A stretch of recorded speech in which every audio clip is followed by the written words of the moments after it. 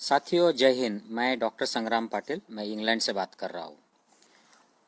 Vaccination शुरू हो गया है भारत में और दिल्ली से जो रेसिडेंट डॉक्टर्स है वहाँ के 2 बड़े हॉस्पिटल्स के, उन्होंने कहा है कि हमको जो भारत बायोटेक की वैक्सीन है कोवैक्सीन, ये नहीं चाहिए क्योंकि ये इसका फेज 3 ट्रायल ठीक से नहीं हुआ है, कंप्लीट नहीं हुआ है और सेफ्टी एफिकेसी डेटा भी नहीं आया है, तो इन्होंने मना कर दिया है। और ऐसे ही कुछ समाचार अलग अलग पार्ट्स जो 11 राज्यों में ये वैक्सीन भेजी गई है केंद्र सरकार द्वारा, वहाँ से भी आए हैं। और इस बात के ऊपर ये वीडियो है, ये ज़्यादा से ज़्यादा मेडिकल फील्ड में शेयर कीजिए, जनरल पब्लिक को भी शेयर कीजिए कि इसमें हमारे जो हेल्थ मिनिस्टर है, स्वास्थ्य मंत्री हर्षवर्धन, ये खुद एक डॉक्टर है, एक सर्जन है, लेकिन ये कितने दुर्बल व्यक्ति है कि ये शास्त्र विज्ञान क्या होता है, मेडिकल साइंस क्या होता है, इस बात पर ये फिक्स नहीं है और डॉक्टरों के साथ गद्दारी कर रहे हैं और इतनी दुर्बलता दिखा रहे हैं कि उनको पता है कि ये क्या चल रहा है, फेज 3 में कौन से वैक्सीन आए हैं और कौन से देने चाहिए, कौन से नहीं देने चाहिए, लेकिन ऊपर से जो आदेश आ रहे हैं प्रधानमंत्री से, उसके विरोध में कुछ भी नहीं बोल पा रहे हैं। तो विज्ञान, साइंस, एविडेंस, मेडिकल रिसर्च इनके लिए दुय्यम हो गया है और प्रथम क्या हो गया है, प्राइमरी। तो अपनी जो पोस्ट है हेल्थ मिनिस्ट्री की वो बचाए रखो, ऊपर से ऑर्डर लो और बस चुपचाप रहो। तो ये इतना दुर्बल हेल्थ मिनिस्टर है, मुझे शर्म आती है कि ये बताने में कि हमारे देश का हेल्थ मिनिस्टर एक सर्जन है, मॉडर्न मेडिसिन का डॉक्टर है। साथियों, ये वैक्सीन जो है भारत बायोटेक का, मुझे वैक्सीन के खिलाफ कुछ भी नहीं कहना है, मुझे इसके एफिशिएंसी या साइड इफेक्ट्स के बारे में कुछ भी नहीं कहना है, लेकिन इसका जो साइंटिफिक स्टेटस है, रिसर्च स्टेटस, इसके फेज 1 और फेज 2 का डेटा रिलीज हुआ था, इसमें ये सेफ है, लेकिन इसकी एफिशिएंसी उस आंकड़ों से क्लियर नहीं होती है। और फेज 3 में जब ये वैक्सीन पूरी तरह से प्रूव हो जाता है कि ये एफिशिएंट है, इसकी उपयुक्तता साबित हो जाती है और सेफ है, ऐसा जब प्रूव हो जाता है तो उसके बाद में ये जनरल पब्लिक में दिया जाना चाहिए।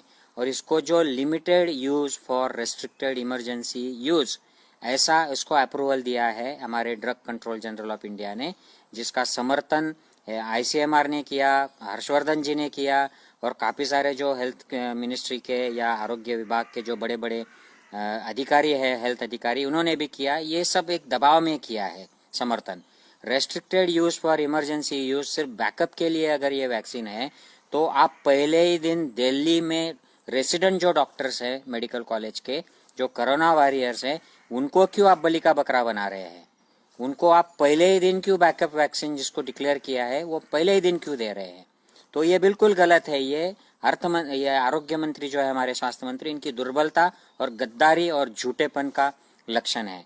और दूसरी बात मैं आपसे कहना चाहता हूँ, ये जो सारे जो नेतागण है, मोदी जी से लेकर जो बड़े बड़े जो भी 70 साल के हैं, 60-65 साल के ऊपर है, ये लोग हाई रिस्क है। ये भी कोरोना योद्धा है क्योंकि ये लोगों में जाते हैं, अलग अलग राज्यों में ये मंचों पर बैठते हैं, भीड़ में जाते हैं, इनको लोग आकर मिलते हैं अलग अलग राज्यों के, तो ये भी एट रिस्क लोग हैं। अगर इनको भारत बायोटेक की वैक्सीन देने का इतना ही शौक है तो मोदी जी से क्यों नहीं शुरू किया, हर्षवर्धन जी से क्यों नहीं शुरू किया? उद्घाटन कर दिया वैक्सीन के प्रचार के लिए, उसका प्रसिद्धि उसकी मिलनी चाहिए, इसलिए पुणे में जाके आप ऑक्सफोर्ड की जो वैक्सीन वहाँ पर बन रही है वहाँ पर जाके आए, उसका मीडिया इवेंट कर दिया, आज उद्घाटन का मीडिया इवेंट कर दिया। लेकिन जब वैक्सीन लेने का वक्त आया है तो आप उस भारत बायोटेक के वैक्सीन को, जिसको आप डॉक्टर लोगों को दे रहे हैं, रेसिडेंट्स डॉक्टर बेचारे वो अपनी जान जोखिम में डाल के ये कोरोना के पेशेंट्स को ट्रीट करते हैं, उनको आप ट्रायल न किया हुआ वैक्सीन उन पर ट्रायल कर रहे हो, वो भी उनके मर्जी के खिलाफ।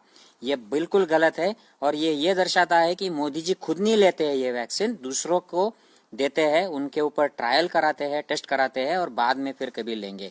तो ये मोदी जी की कायरता, डरपोकगिरी और कॉवर्डनेस दर्शाता है।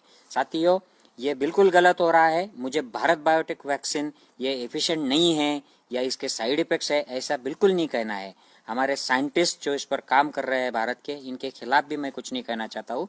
ये वैक्सीन शायद दुनिया के सारे वैक्सीन से बहुत ज़्यादा एफिशिएंट हो सकता है, लेकिन हमें इसका प्रूफ चाहिए, इसका ट्रायल टेस्ट होना चाहिए।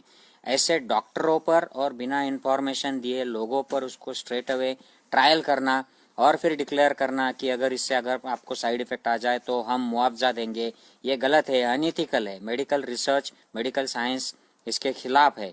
इसलिए मैं अनुरोध करता हूँ मोदी जी से कि वो खुद जाहिर पब्लिक में आकर भारत बायोटेक की कोवैक्सीन ले और इससे एक एग्जाम्पल सेट करे ताकि लोगों के दिमाग से, दिल से डर निकले और बाद में फिर ये डॉक्टर्स और जूनियर डॉक्टर जो है इनको ये वैक्सीन दे। और हर्षवर्धन जी से मैं दरख्वास्त करता हूँ कि अगर आप कुछ बोल नहीं सकते हैं साइंस के सपोर्ट में, मेडिकल एविडेंस के सपोर्ट में, तो आप क्यों स्वास्थ्य मंत्री बने हो? आप रिजाइन क्यों नहीं कर देते हो? आप बहुत हाईली एजुकेटेड हो और ये अनपढ़ कमपढ़ लोगों के ऑर्डर्स पे, उसके दबाव में क्यों झुकते हो आप? हर्षवर्धन जी जाग जाइए और मेडिकल एविडेंस, विज्ञान के साथ आइए और ये जो सब दबाव तंत्र चल रहा है इसके खिलाफ बोलिए।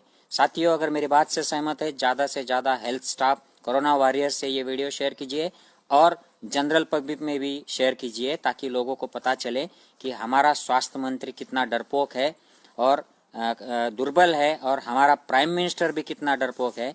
सारे दुनिया के जो प्राइम मिनिस्टर्स है, प्रेसिडेंट है, ये सबसे पहले वैक्सीन ले रहे हैं, लेकिन हमारा प्राइम मिनिस्टर चुप गया है, दूसरों के ऊपर ट्रायल करता है, वो भी डॉक्टरों के ऊपर। जय हिंद साथियों।